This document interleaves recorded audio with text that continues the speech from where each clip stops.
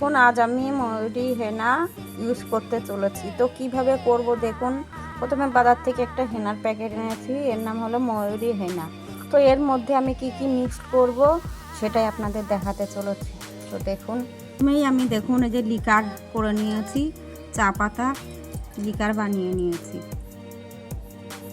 তারপরে এই লিকারের মধ্যে দেখুন আমি এই হেনা পাউডারটাকে যে দিচ্ছি, পাউডার দিয়ে এটাকে আমি মিক্সড করছি। একটা ডিম নিয়ে নিয়েছি, ডিমের সাদা অংশটা দেব, কুসুমটা দেব না।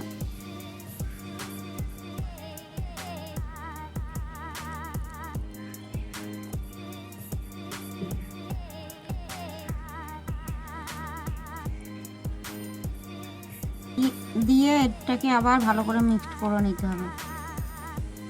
এরপরে দেখুন আমি টক দই নিয়ে এসেছি বাজার থেকে, 10 টাকা দামের একটা টক দই নিয়ে এসেছি।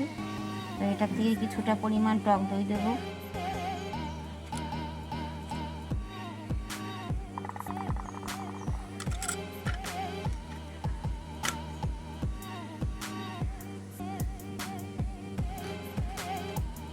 টক দই দিয়ে আমি এটাকে ফেটিয়ে নেব ভালো করে। আপনারা চাইলে এর মধ্যে লেবুও দিতে পারেন, পাতি লেবুর রস আর কি। আর যাদের চুল ড্রাই তারা এর মধ্যে নারকেল তেল দিয়ে নেবেন। তো আমার চুল ড্রাই, তো আমি একটু নারকেল তেল দিয়ে নিচ্ছি। করছি দেখুন এই যে নিহারের কোকোনাট অয়েল, এই যে গায়ে লেখাই আছে দেখুন, কাছের থেকে তো দেখা যাচ্ছে না। এই যে নিহারের কোকোনাট অয়েল, হেয়ার অয়েল, এটাই আমার চুল ড্রাই তাই এর মধ্যে দিয়ে নিচ্ছি। আমার মিক্সড করা হয়ে গেছে, আমি এটা ঘন্টাখানেক ভিজিয়ে রেখে দেব। ভিজিয়ে রেখে তারপরে আমার চুলে অ্যাপ্লাই করব আর কি। দেখুন তারপরে আমি 1 ঘন্টা বাদে আবার এই হেনাটা যে রেডি করে রেখেছিলাম সেটা নিয়ে হাজির হয়েছি। এবার আমি চুলে কিভাবে অ্যাপ্লাই করব সেটাই আপনাদের দেখাতে চলেছি।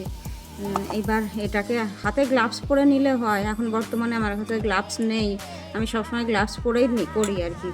তো দেখুন আমি কিভাবে চুলে অ্যাপ্লাই করছি সেটাই দেখুন।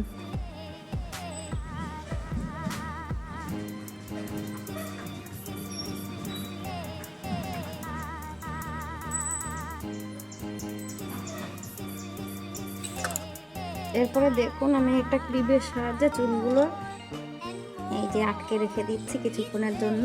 যতক্ষণ না শুকায় ততক্ষণ মাথায় এরকম রেখে দিতে হবে। তারপর শুকালে শ্যাম্পু করে ধুয়ে ফেলতে হবে ভালো করে। তাহলে দেখবেন তারপরে চুলগুলো কেমন হচ্ছে আপনাদেরকে দেখাবো।